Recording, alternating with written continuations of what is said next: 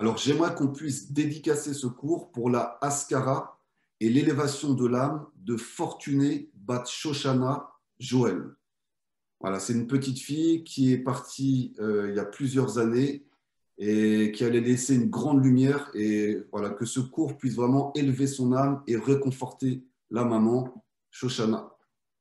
Voilà, merci beaucoup Eliaou. Donc voilà, on reprend notre cours avec notre grand ami Eliaou.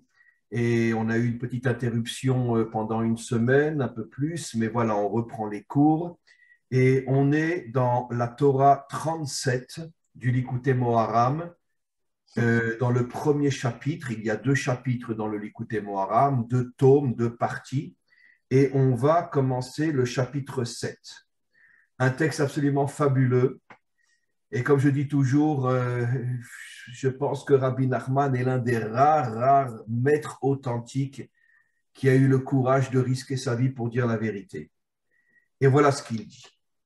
Vezeu Pirouche. Voilà l'explication. Nos maîtres disent dans le Talmud, Izaru bebne amaaretz, dans le sens de respecter et prenez garde des enfants des ignorants. Ça veut dire que même si le père et la mère sont complètement ignorants et peut-être même très loin de la Torah, ayez un respect pour leurs enfants. Izaru, c'est dans le sens de respecter. Pourquoi? Parce qu'il y a une chose qui est sûre.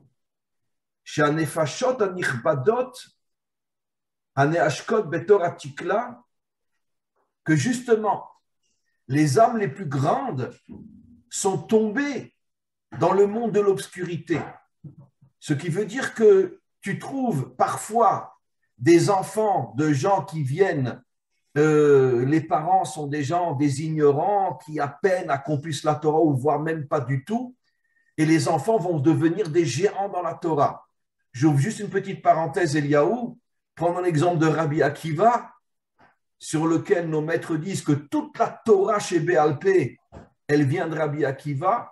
Jusqu'à l'âge de 40 ans, c'était un anti-Torah et lui-même un fils de converti. Combien d'autres? Rabbi Meir qui venait de la famille de César, Onkelos qui venait de la famille de César. Nos maîtres nous disent que des descendants de Haman, de Hitler, sont devenus des grands maîtres qui enseignaient la Torah à Bnei Brak. Les maîtres de Hillel et Shammai étaient des descendants de Sancheriv qui a massacré et exilé les 10 tribus d'Israël. Combien de maîtres immenses venaient d'ancêtres et voire même de parents qui étaient anti-Torah ou complètement éloignés de la Torah. Alors, qu'est-ce que dit Rabbi Nachman ici? Parce que justement, les forces contraires font tomber les âmes les plus hautes dans des endroits les plus obscurs. À Amour Bezohar, comme le dit le Zohar, Beklipot Noga. Ces âmes-là tombent dans la clipa qu'on appelle Noga. Ça veut dire que c'est une clipa qui, dans son extériorité, est complètement obscure, mais dans son intériorité cache une lumière inimaginable qui sont justement ces âmes qui vont se dévoiler. Au klipot Noga, Rotsa chez Ishtaka Shama Nefesh. La klipat Noga, elle attire toutes ces grandes âmes en elle pour, d'une certaine manière, les tenir en prison. On sait que l'âme de Rabbi Shimon Bar Yochai, le maître du Zohar, a été prisonnier lui aussi dans la klipat Noga, et c'est Moshe Rabbeinu, quand il est monté chercher la Torah, qui a libéré l'âme de Rabbi Shimon Bar Yochai. Azayi notenet otan betor tipat zugo shel haaretz. Et quand cette âme veut détruire encore, quand la clipa, veut détruire encore plus cette âme, elle cherche un couple qui est complètement éloigné de la Torah, et cette clipa fait descendre cette âme dans ce couple en se disant il n'y a aucune chance qu'il puisse devenir un homme attaché à la Torah. Encore une phrase ou deux, Kedeshit Natef, afin qu'il soit sali, en effet son âme, Beyoter, encore plus que quand son âme était prisonnière dans les mondes d'en haut, dans le monde de la Klippa. Nimtza, et donc de là tu comprends, chez Bnei Amei Haaretz, qu'en vérité les enfants de ceux qui sont complètement éloignés de la Torah, Em Nefashot Yekarot, c'est les plus grandes âmes. C'est incroyable, Eliaou. Juste avant qu'on commence le cours, qu'est-ce qu'on était en train de dire? Bon, je ne vais pas rentrer dans les détails, mais c'est fabuleux. Je veux dire, wow, c'est magnifique. Vraiment, Rabbi Nachman a un courage, a une authenticité, une véracité. Je crois que c'est unique, unique dans toute l'histoire de notre peuple. Oser dire que les plus grandes âmes se trouvent chez les enfants des parents qui sont complètement éloignés de la Torah. Et là, chez Hachem, chez M, Ketsiporim, ils sont comme des oiseaux à Achuzot Bapar, qui sont prisonniers dans une cage. Mais en vérité, nous ne connaissons pas leur véritable grandeur. Et là, Aliédé Toratam, jusqu'au jour où ils font Teshuvah, ils reviennent vers Hachem, ils reviennent vers la Torah. Encore une phrase ou deux et je te cède la parole. Et quand on voit avec les années qu'ils deviennent de grands maîtres, de là tu comprends rétroactivement que déjà dans le ventre de la mère, qui était une ignorante totale, c'était de très très grandes âmes, et toute la Torah qu'il dévoile, ou à Kol Gilui le Ashochet, qui a Nefesh Ibechinat Torah. Bon, on s'arrête là. Et donc, on comprend, quand Rabbi Akiva va devenir le plus grand maître de tous les temps, alors que lui, jusqu'à l'âge de 40 ans, quand il voyait un Talmid Chacham, il voyait un Mezrel, il voulait lui sauter dessus et pratiquement le tuer tellement il les détestait. Et il va y avoir une transformation incroyable, il va devenir le plus grand maître de tous les temps. Voilà, Eliaou, comment tu comprends ces choses inimaginables que Rabbi Nachman nous raconte? On voit déjà qu'avec le rabbi de Lubavitch, il l'avait compris. Il avait compris qu'un diamant ou un rubis ou un émeraude ou l'or, l'argent est enfoncé dans les profondeurs de la terre. C'est-à-dire il faut les chercher, il faut regarder. L'or, c'est pareil, il faut regarder, enlever tout le sable, toutes les scories pour retrouver l'or. Donc tous les plus grands trésors, il avait compris qu'ils étaient cachés et disséminés parmi le peuple d'Israël. Je rebondis sur ce que tu dis parce que c'est tellement fort. C'est vrai que les diamants, l'or, l'argent sont cachés dans la terre ou parfois même dans l'eau. En Afrique, les diamants sont cachés sous les eaux, d'accord? Pas que, mais aussi. J'avais vu une fois il y a très longtemps un film extraordinaire sur comment les dictateurs africains transformaient leur peuple en esclaves et les faisaient aller chercher des diamants dans l'eau. Dans l'eau, ça veut dire, tu as raison, on pourrait dire la lumière est cachée complètement. Pareil pour la lumière de l'âme. Continue, Eliaou. Donc on se rend compte que si tous ces neshamot qui étaient très très grandes et qui étaient faites pour libérer au final l'humanité, elles étaient visibles, elles auraient plus de valeur. En fait, on se rend compte que la valeur est là où apparemment il y en a le moins. C'est-à-dire que les diamants, comme on vient de le dire, sont cachés dans la terre, sont cachés dans la boue, sont cachés dans la pierre et dans des endroits qui paraissent avoir aucune valeur. Donc, on voit bien que si on le voit déjà dans le phénomène naturel, dans les familles, c'est la même chose. C'est-à-dire qu'on peut penser qu'un Théodore Herzl, quand il est né, complètement assimilé en Autriche, à Vienne, qui aurait pensé que ça aurait été lui, comme vous l'enseignez très très bien, qui aurait ramené une partie du peuple d'Israël sur sa terre. Et personne ne l'a vu venir, celui-là. Personne ne l'a vu venir, c'est pas possible. Personne n'aurait pensé que. Donc, au final, il a été le seul à réagir parce que qu'est-ce qui l'a fait réagir? Il est rentré au moment où on a, entre parenthèses, assassiné Dreyfus. On l'a traité d'être un espion alors que tout le monde savait que c'était faux. Et heureusement que Émile Zola a réagi aussi. Et il y avait des milliers, des centaines de milliers d'autres juifs, personne n'a réagi. Le seul qui réagit, c'est un juif complètement assimilé. Il dit, allez, c'est fini, on retourne sur notre terre. Ça prouve donc qu'il avait une âme inimaginable, même s'il n'était pas vraiment religieux et pratiquant. Mais dans son âme, il y avait une lumière inimaginable. Et c'est la même chose pour Moshe Rabbeinu, c'est pareil. Moshe Rabbeinu, il est né au sein de l'Égypte. Les gens pensaient que c'était un Égyptien, il était caché dans le royaume de Pharaon. Lui-même, il a vu, on le voit, on rentre dans la paracha de Shemot, il a vu la souffrance de ses frères. Ça veut bien dire qu'il était détaché de tout ça. Il a grandi en pleine Égypte comme un Égyptien, comme un prince, comme un roi, alors que ses frères étaient en train de souffrir l'esclavage. Qui aurait pensé qu'à l'intérieur même du palais égyptien se cachait le libérateur du peuple hébreu? Donc, qu'est-ce qu'on voit pour confirmer ce que dit Rabbi Nachman? Les géants sur le plan moral, spirituel, se cache toujours au départ dans l'obscurité. Et c'est-à-dire pourquoi, qu'est-ce qu'on dit sur le Mashiach? Ish tsemar ou mitartav yitzmar. C'est un homme qui viendra et qui poussera à partir des profondeurs. Pas seulement il sera sur la terre, il sera sous la terre, comme pour dire, bon, c'est un code bien sûr, comme pour dire qu'il sera, et d'ailleurs je le dis tout le temps, je n'ai aucun doute que le Mashiach va être au départ quelqu'un de très très loin de la Torah. Et après il va revenir et il va monter. Puisqu'on nous dit qu'il sera sous les profondeurs de la terre, ça veut dire que ce sera un homme complètement matérialiste qui un jour va se réveiller, va prendre conscience de son erreur et va monter tellement proche d'Hachem qu'il va devenir le Mashiach.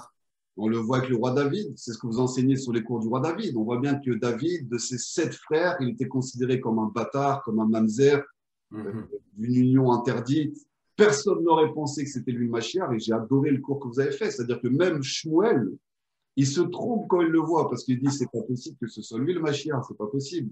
C'est-à-dire que même au niveau de son apparence physique, c'est pas du tout ce à quoi Shmuel s'attendait ou ce à quoi les gens s'attendaient à l'époque. C'est-à-dire qu'il était complètement dissimulé, même dans son apparence. Donc, je vais te poser une question, Eliou. D'accord. Alors, bon. Rabbi Nachman dit quelque chose que j'ai moi-même souvent répété dans mes cours, que la vraie lumière se trouve dans l'obscurité. Mais je te pose la question, mais pourquoi Hachem cache la vraie lumière dans l'obscurité?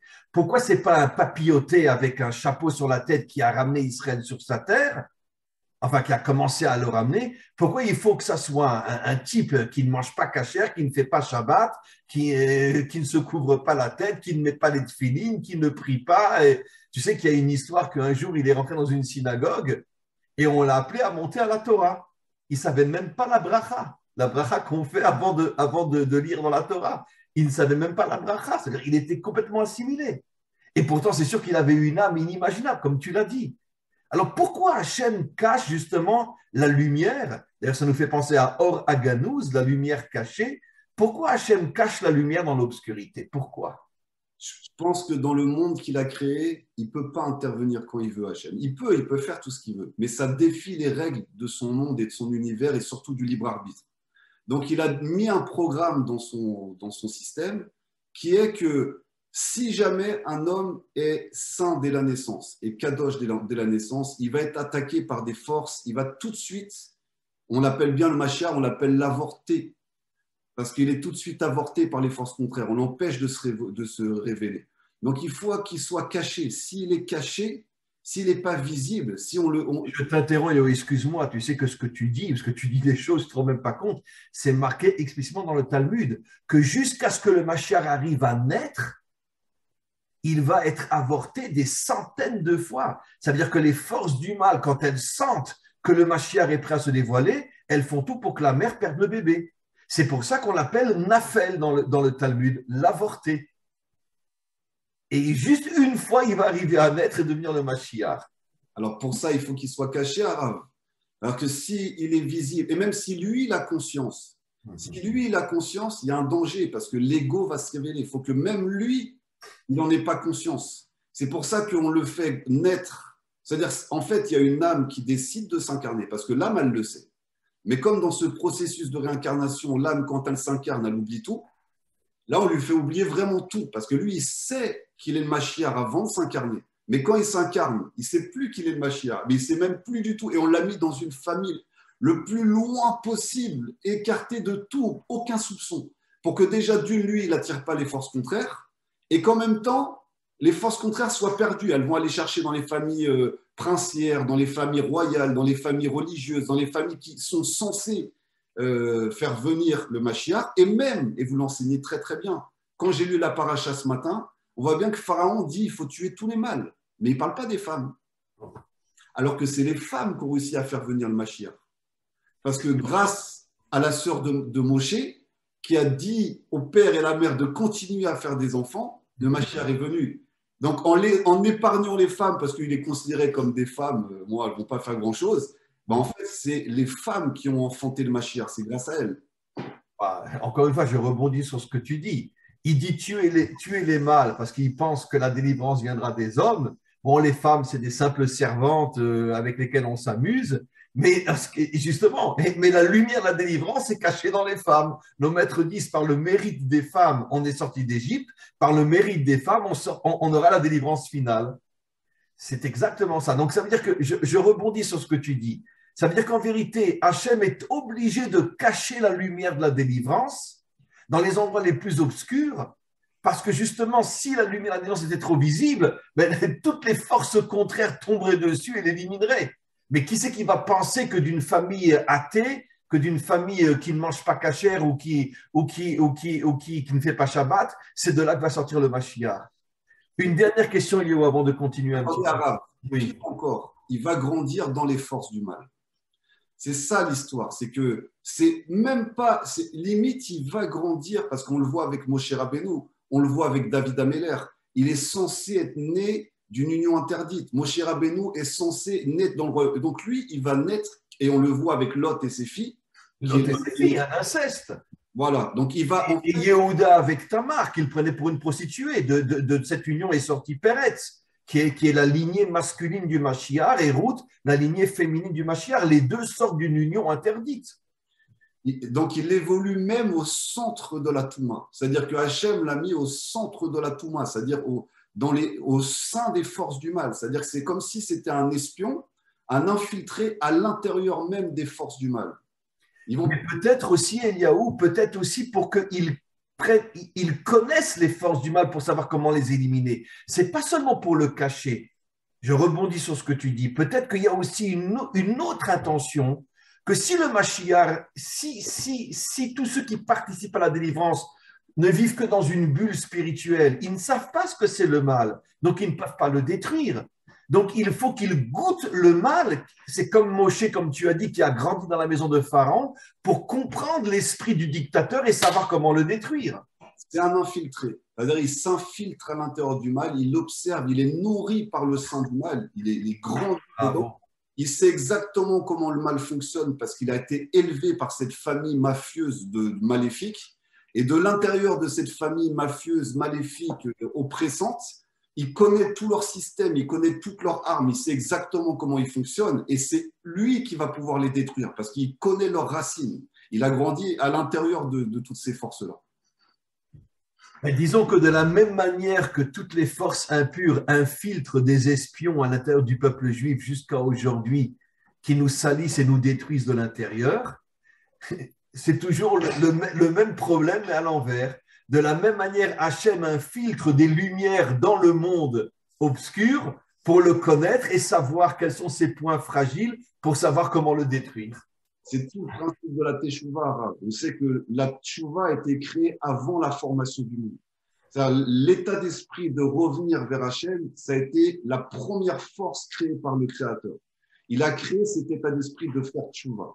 Donc, pour faire Teshuvah, il faut tomber. Pour qu'il y ait une Teshuvah, il faut qu'Adam et Chava ils tombent. Il faut qu'il y ait une tombée dans les mondes. Pour aller comme des mineurs qui descendent dans les galeries souterraines. Dans cette chute-là, ils vont chercher les diamants les plus profondément enfouis dans la terre. Donc, il faut qu'il y ait cette chute-là pour aller chercher le plus loin possible. C'est ce qu'on a vu chez Chabad. Chabad, ils ont quand même eu cette force-là d'aller chercher des Hébreux un peu égarés partout dans le monde qui étaient très, très... C'est les shlichim, ça veut dire tous ces envoyés que le rabbi, et ça a commencé avec le rabbi précédent, son beau-père, envoie dans des endroits où il n'y avait même pas de mikvé, pas d'école juive, il n'y avait pas de cacheroute, il n'y avait rien. Et des jeunes couples, à peine mariés, arrivaient dans des endroits déserts, et finalement, ils ont réussi à ramener des centaines de personnes vers la Torah. Et encore, ils sont visibles, c'est-à-dire que les Chabad sont visibles. La force d'Hachem, c'est même des Hébreux comme justement Théodore Herzl, des gens qu'on ne penserait pas, parce que on voit un Chabad, on sait qu'il veut faire des mitzvot à un Hébreu. Mais par contre, quand il y a un Hébreu qui est éloigné, que tu ne penserais pas, qui est en jean, basket, que tu n'imagines pas qu'il est en train de faire Teshuvah à tout le peuple, ou qu'ils sont en train de faire le Teshuvah à tout le peuple, on les voit encore moins. Et ils viennent d'une manière, ils viennent liés à la génération, c'est-à-dire ils connaissent la génération. Ils ne sont pas déconnectés de la génération, puisque eux-mêmes, c'est des Neshamot qui ont fait tchouva à l'intérieur même de cette génération. Donc, ils ont le parler, et c'est ce que vous enseignez, parce que c'est ce qu'on ressent dans vos enseignements, c'est que vous êtes intégrés à cette génération, vous comprenez cette génération, vous parlez le dialogue de cette génération. C'est pour ça que beaucoup se reconnaissent dans vos enseignements, parce que ça parle aujourd'hui. J'ai reçu des messages de personnes qui me disent ça. Ils entendent beaucoup de cours de Torah, mais ça ne leur parle pas.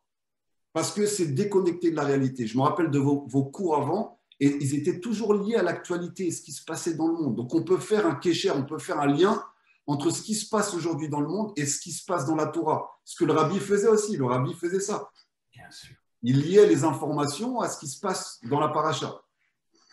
J'aurais une dernière question avant de continuer, Eliaou. Mais alors, comment tu comprends que malheureusement, jusqu'à aujourd'hui, je parle dans le monde religieux, la grande majorité pense que le Mashiach viendra d'un rabbi, d'un admor, d'un tzaddik, c'est ce qu'on voit aujourd'hui.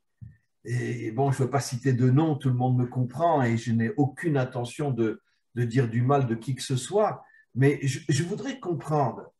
Pourtant, le Talmud le dit, faites attention aux enfants des Amaretsim, aux enfants des ignorants. On a des preuves inimaginables. Rabbi Akiva, Rabbi Meir, Onkelos, Shammai Vaftalion, dont leurs maîtres étaient des descendants du plus grand criminel de l'histoire, Sancheriv. Des descendants de Haman sont devenus des maîtres qui enseignaient la Torah à Bnei Brak. Et combien d'autres encore, moins connus, mais qui sont quand même cités dans le Talmud. Alors, on voit que les plus grands maîtres d'Israël viennent des milieux les plus sombres, les plus obscurs. Alors, comment on continue aujourd'hui, la grande majorité des Juifs, surtout dans le monde de la Torah, continue à croire que forcément le Mashiach va venir d'en haut?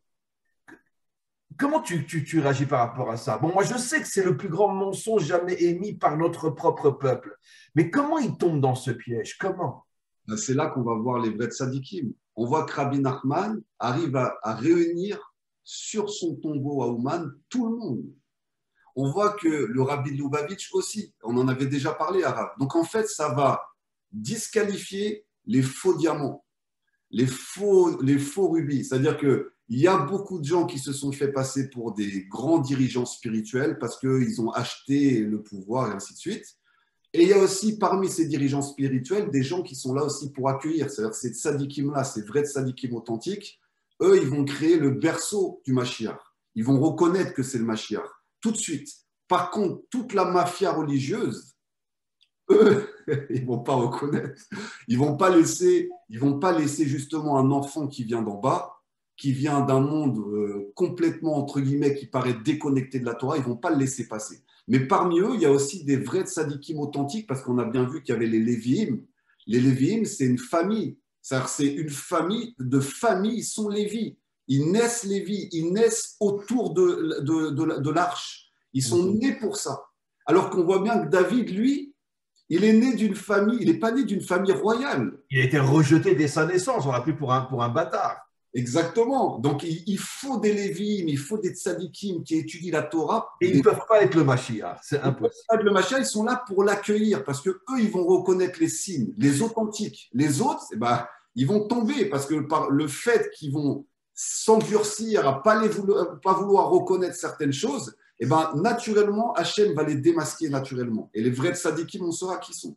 Tu sais, dans un cours que j'ai mis cette semaine, je ne sais pas si tu l'as écouté, où justement je parle aussi du Mashiach qui viendra de tout en bas. Alors bon, je fais une petite blague à l'Ashkenaz comme ça, bon, c'est mon défaut. Mais je dis, quand le Mashiach se dévoilera, eh ben, il dira, excusez-moi, hein, dans ma jeunesse, j'ai mangé du jambon beurre, hein, mais c'est tellement bon.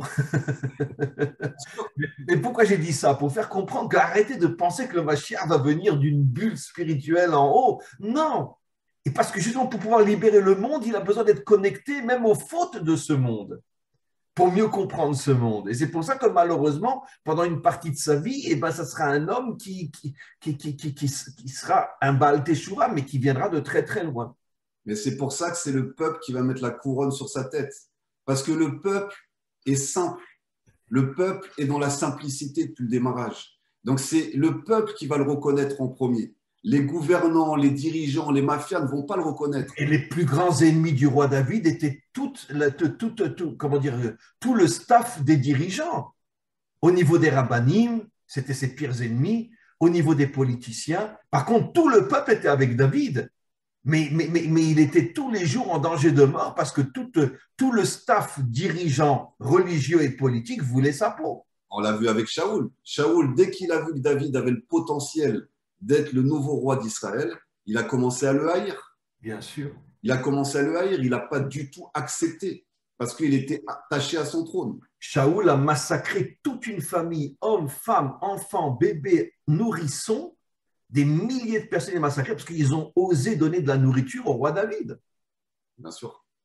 La ville de Nov.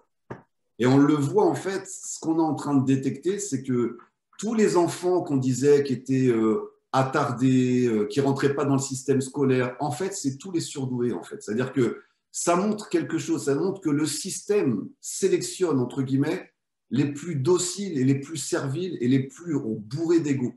Mais tous ceux qui sont rentrés dans le système scolaire et qu'on a mis de côté parce que soi-disant ils n'étaient pas assez intelligents, c'est tous des génies. Et le Mashiach, il va avoir cette capacité de révéler le génie dans chacun. D'ailleurs, tous ceux que vous avez mis de côté, parce que moi je sais, vous m'avez mis de côté aussi de la même façon, tous ceux-là sont des génies, sont des diamants, ceux que vous n'avez pas vus. Et on a des génies qui courent les rues partout. Mais ils ne sont pas du tout dans le système. On leur a fait croire qu'ils étaient nuls, qu'ils ne valaient rien. Et c'est tout ça le Mashiach, c'est qu'il va relever l'humanité à qui on a dit, vous ne valez rien, vous n'êtes que des esclaves, vous n'êtes que du bétail, vous n'êtes que des sous-hommes. Nous, on est l'élite et on n'a aucun problème de vous dominer. C'est pour ça que le peuple va être avec lui. C'est pour ça que le peuple va... le verset dit qu'il viendra de tout en bas pour se connecter justement à ce qui est la vraie humanité, qui sont justement les gens qui ne sont pas à la tête et qui ne sont pas les dirigeants. Parce qu'il n'y a que eux qui peuvent faire d'Hachem un roi. Il n'y a que eux, les élites ne peuvent pas faire d'Hachem le roi. Parce que ce que tu dis est marqué clairement dans le Talmud. En meler bli am. Il n'y a pas de roi sans le consentement du peuple. Bien sûr. C'est pas l'élite qui élit le roi, mais c'est le peuple qui élit le roi. Et d'ailleurs, ils sont en train de préparer leur chute. C'est-à-dire que l'élite d'aujourd'hui, c'est tellement visible ce qu'ils sont en train de faire. Ils sont tellement en train de faire du mal au peuple de manière mondiale. Ils sont déjà en train de créer leur propre chute. C'est-à-dire qu'ils, malgré qu'il y ait un contrôle total sur la planète et qu'aujourd'hui on rentre vraiment dans l'univers de Big Brother où tout est sous contrôle, où on est complètement fiché, plus avec des codes inscrits dans des camps de concentration, mais on est complètement fiché par nos téléphones et tout. Ils sont passés à un stade supérieur. Malgré ça, ils sont en train de montrer qu'ils n'ont plus le pouvoir. Ils n'ont plus le pouvoir. Ils le perdent totalement le pouvoir. Bien sûr, plus personne ne croit en eux aujourd'hui, c'est fini. C'est ça. Les gens sont tenus par l'argent, sont tenus par des choses, mais au fond d'eux, ils savent tous que leur gouvernement leur ment. Ils savent que c'est des menteurs. Tout le monde le sait. Et ça ne fait pas depuis un an, ça fait des dizaines d'années, depuis Coluche et bien avant, que tout le monde sait que les gouvernants ne sont pas du tout là pour le peuple. Bien sûr que non, évidemment que non. Très bien, on va continuer une phrase ou deux. Vechol Torah she'em megalim ou akol gilouy le'ashochet. Alors ça, je n'ai pas bien compris. Toute la Torah que ces enfants qui au départ étaient dans l'obscurité totale, puis ont grandi, sont revenus vers Dieu et sont devenus des maîtres authentiques. Les maîtres authentiques viennent de tout en bas, pas de tout en haut. Ou akol gilouy le'ashochet. Alors, je n'ai pas très bien compris, c'est visible au shochet, ça veut dire à celui qui sacrifie une bête. On va continuer. Qui a nefesh ibechinat Torah. On sait que le nefesh est au niveau de la Torah. Va Torah shem megalim bnei ha'am haaretz. Et la Torah que ces enfants d'ignorants qui ont grandi et qui sont devenus des maîtres authentiques, la Torah que eux dévoilent, en bechinat nitzotzot. C'est comme des étincelles qui étaient enfouies dans l'obscurité, cette Torah-là. C'est-à-dire, ils sortent la Torah des profondeurs de la matérialité.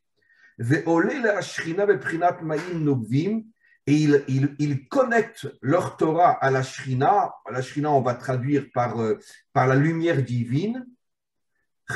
Comme il est dit, Chazi b'mai baraka atina. Chazi b'mai baraka atina.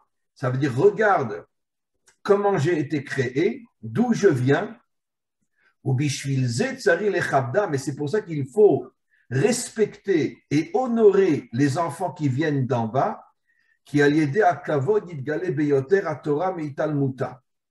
Parce que plus tu respectes ces maîtres authentiques qui viennent de tout en bas, plus on arrive à dévoiler la véritable Torah. C'est inimaginable. Ça veut dire que qu'est-ce qu'il est en train de dire? Il est en train de dire que la vraie Torah vient des gens qui viennent de tout en bas. Et encore une fois, la preuve, Rabbi Akiva.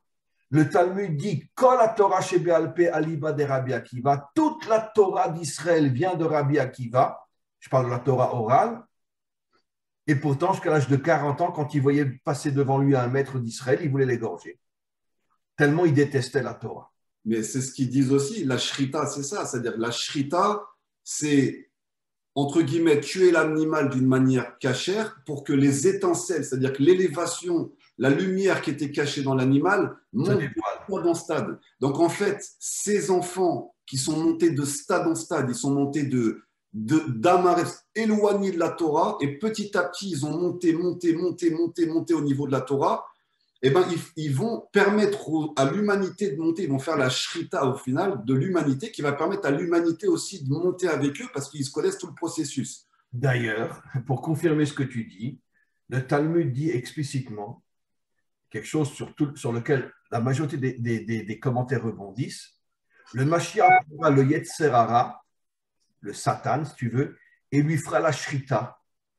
C'est marqué explicitement à la fin de Masechet Sanhedrin.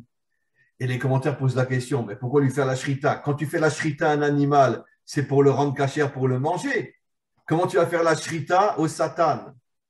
Et beaucoup de mes farshim répondent, parce que le Satan, en vérité, dans son fond intérieur, exactement ce que tu as dit, il a du tov en lui.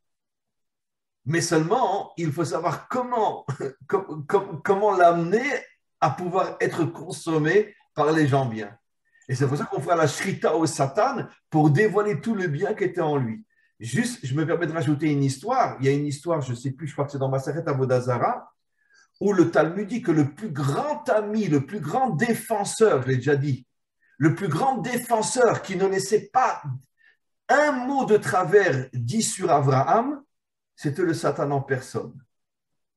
Et Hachem lui a demandé au Satan, mais pourquoi tu aimes tellement Abraham? Il lui a dit, parce que je l'ai tellement éprouvé, il n'est jamais tombé.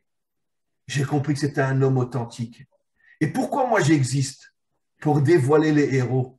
Et comme lui est devenu un héros, je n'essaye pas de les faire tomber pour les faire tomber. J'essaye de les faire tomber pour que se dévoile en eux la puissance qui est cachée en eux. Et comme lui, il est arrivé à dévoiler cette puissance, mais il est normal que je l'aime. Je suis son plus grand ami aujourd'hui. C'est dans le Talmud explicite, ça veut dire qu'on voit qu'il y a un bon côté, même dans les forces du mal. Il y a une histoire par rapport à ça, Rav, qui explique que c'était un grand Rav qui a voulu mettre à l'épreuve son Talmud. Et il a dit à sa fille, à sa propre fille, de mettre tout en œuvre pour le séduire et le faire tomber. Et il compare justement au Yetzer Hara, c'est-à-dire que la fille, elle respecte les ordres de son père, mais quand elle va voir le Talmud pour qu'il tombe, elle veut absolument pas qu'il tombe. Elle est là pour le tester, elle sort tout, mais elle sait que c'est pour le tester. Et c'est exactement le Yetzer Hara, c'est la même chose. Il est envoyé par Hachem. Le Satan, il est géré par Hachem. Il veut pas que tu tombes, mais c'est son rôle de te faire tomber. D'ailleurs, dans l'histoire que tu racontes, finalement, après, ils se sont mariés, ce garçon et cette fille. Exactement, parce qu'il n'est pas tombé. Parce qu'il n'est pas tombé. Elle a voulu lui et personne d'autre. Exactement. Bah, écoute, vraiment, on a étudié un texte fabuleux. C'est tellement authentique, tellement vrai, tellement. Mais quand c'est que notre peuple et l'humanité tout entière va se réveiller et arrêter d'avoir toujours les yeux vers le haut? Non, les yeux, ils doivent être vers le bas. D'ailleurs, tu sais que quand on prie, nos maîtres nous disent que quoi? On doit avoir notre pensée vers le haut, mais on doit regarder vers le bas. Bon, je ne sais pas si on prie comme ça aujourd'hui, mais c'est marqué explicitement dans ma Masechet Brachot. Quand un homme prie, il doit avoir la tête vers le bas et la pensée vers le haut. Et beaucoup de commentaires posent la question, et pourquoi la tête vers le bas? Et j'ai vu une fois un commentaire qui disait pourquoi? Parce que les plus grandes lumières sont en bas, elles ne sont pas en haut. Ils ne sont pas en haut. Chazak, on le voit aussi avec Eliyahu Hanavi. Eliyahu Hanavi, il peut prendre n'importe quelle forme. C'est-à-dire qu'on doit, en tant qu'hébreu, avoir l'hospitalité vis-à-vis de tout le monde. Parce que derrière chaque homme, chaque femme, même un animal peut se cacher Eliyahu Hanavi.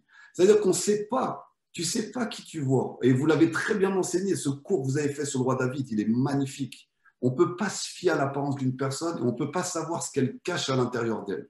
On ne sait pas si on peut penser qu'une personne, elle est sage, mais au fond, il y a quelque chose de noir en elle. Et comme en plus, on a tous un côté négatif et positif, ce qui est une réalité, mais on ne peut pas se fier à l'apparence. Donc, il faut faire attention. C'est ce qu'il enseigne Rabbi Nachman, le Nekudat Tov, regardez le bien. Si tu vois le bien, tu peux amener la Géoula. Si tu vois le bien même d'une personne qui paraît négative et qu'au final, même dans sa négativité, elle est en train d'amener la Géoula, même par sa négativité, ces choses mauvaises qu'elle est en train de faire, petit à petit, Hachem recycle ses plans pour amener la Géoula. Et vous l'avez très bien expliqué avec la Seconde Guerre mondiale. 3 ans après l'État d'Israël, après Isabelle la catholique, retour du peuple, la reconstruction de Tzfat. Donc, en fait, même nos ennemis préparent le coup fin On du ne rend même pas compte que nos ennemis préparent notre délivrance. quoi qu'ils fassent. Plus ils nous frappent et plus ils nous aident à revenir vers la délivrance. Quoi qu'ils fassent, c'est-à-dire qu'ils fassent du bien ou du mal, Hachem recycle leur projet pour amener la délivrance d'une façon ou d'une autre. D'où le fait de Rabbi Nachman de dire qu'on doit toujours être heureux à Kol Letova, parce que de toute façon, quoi qu'ils font, même s'ils font les plans les plus dangereux, au final, ça les desservira et ça amènera la Géoula. Ils sont perdants d'avance. Merci. Tov Eliyahu, écoute, encore une fois de plus, c'est toujours un bonheur infini de pouvoir travailler ensemble sur des textes aussi fabuleux. Voilà, je vais devoir m'absenter, j'imagine toi aussi. Donc, on se retrouve en principe, et non, pas mardi prochain. Est-ce que ce sera possible jeudi?